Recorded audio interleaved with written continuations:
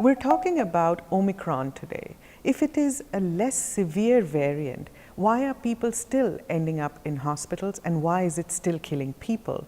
And also, if it is this transmissible, can we really protect ourselves? Hello and welcome to Science in 5. I'm Vismita Gupta-Smith. We are talking to Dr. Maria Van Kerkhove. Welcome, Maria. Maria, let's start with, if Omicron is less severe, why are people still dying from it? Hi Vismita, thanks for having me again. So Omicron is the latest variant of concern, and we have increasing information that Omicron is less severe than Delta, but it is still a dangerous virus.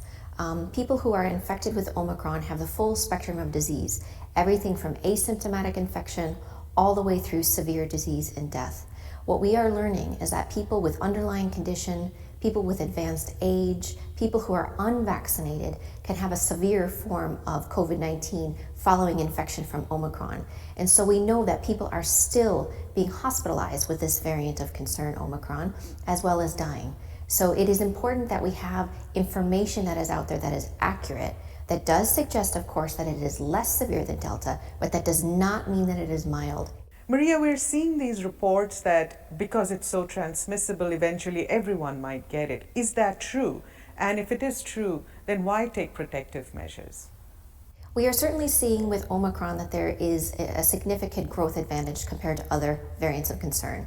Omicron is overtaking Delta in terms of circulation, and it is very efficiently transmitted between people. It doesn't mean that everybody will eventually get Omicron, but we certainly are seeing high cases and surges of cases around the world. This is putting a significant burden on our healthcare systems, which are already significantly overburdened given that we're entering into the third year of this pandemic. And if people can't receive the proper care that they need, then more people will end up with severe disease and dying. And that's something we want to prevent. So it doesn't necessarily mean that everybody will get Omicron.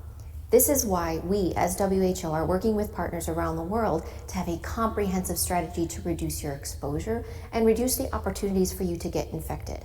First and foremost, we know that vaccination is incredibly protective against severe disease and death, but it also does prevent some infections and some onward transmission. But it's not perfect in terms of preventing infections and transmission.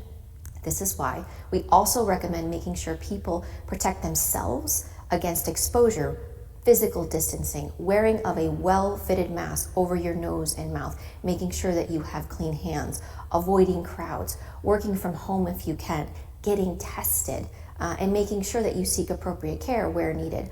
All of those measures, this layered approach, are ways in which you can keep yourself safe and also protect yourself from getting infected and passing the virus to somebody else.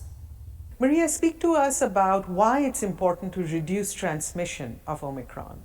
It's important that we reduce transmission of Omicron for a number of reasons. First, we want to prevent people from getting infected because there is a risk that you can develop severe disease. There are ways in which we can prevent that, but you are still at a risk of developing disease, and if you have underlying conditions or of an advanced age, if you're not vaccinated, you can develop severe disease. Your risk is higher of developing severe disease. The second reason is that we don't understand completely the impact of post-COVID condition or long COVID.